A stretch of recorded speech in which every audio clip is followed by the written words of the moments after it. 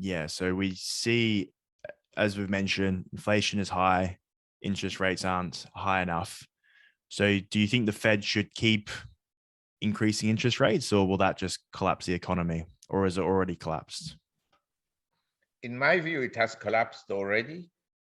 But you understand, statistics are made by offices. And if you look at politicians today, they all lie, all of them.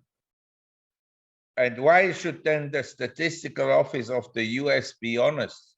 They're all liars. And politically, they can show the economy is expanding.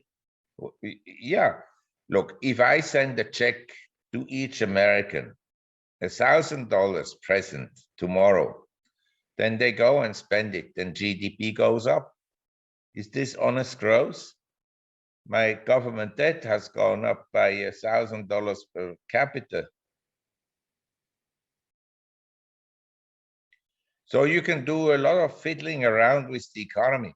The reality is most people today, and we have statistics published by the Federal Reserve.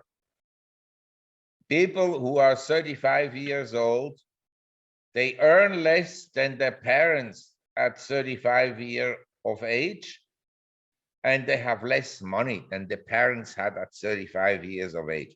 Statistics published by the Federal Reserve. Everybody can go and look it up. Yeah, so why do you think we've already had a crash or a recession, in your opinion?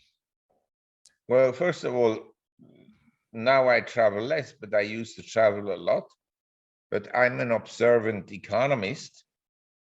If I go out and I see that traffic is half as much as it was before, and if I see that restaurants are half empty, if I see that coffee shops and so forth are not full, and if I see that people are struggling to pay their debts, if they increase the credit card debts, credit card debt is very expensive.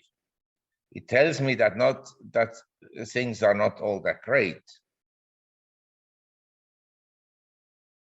So to answer your question, and then the US is maybe better off, but in Europe, there are lots of layoffs, and a lot of layoffs will come to the US. And another thing is, of course, we had the crash in 87, which was from the peak in August 87 to the low. I think it was in November 87. It was 41%, but it crashed in one day by 21% in October 87. But that didn't produce a recession. But normally when stocks go down by 30% or so, and the leaders, they drop by 70%, then you are in some economic contraction, usually. But as I said, in inflationary times, you can hide a lot of things. You understand? There's a money illusion. So someone may get a higher salary, but he may have less money because the prices have gone up more than his salary increase. Now, for a while, he can say, okay, this price of this restaurant has gone up a lot. I don't go there anymore. I go somewhere else.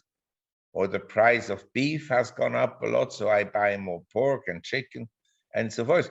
It's possible to avoid a little bit the high price increases.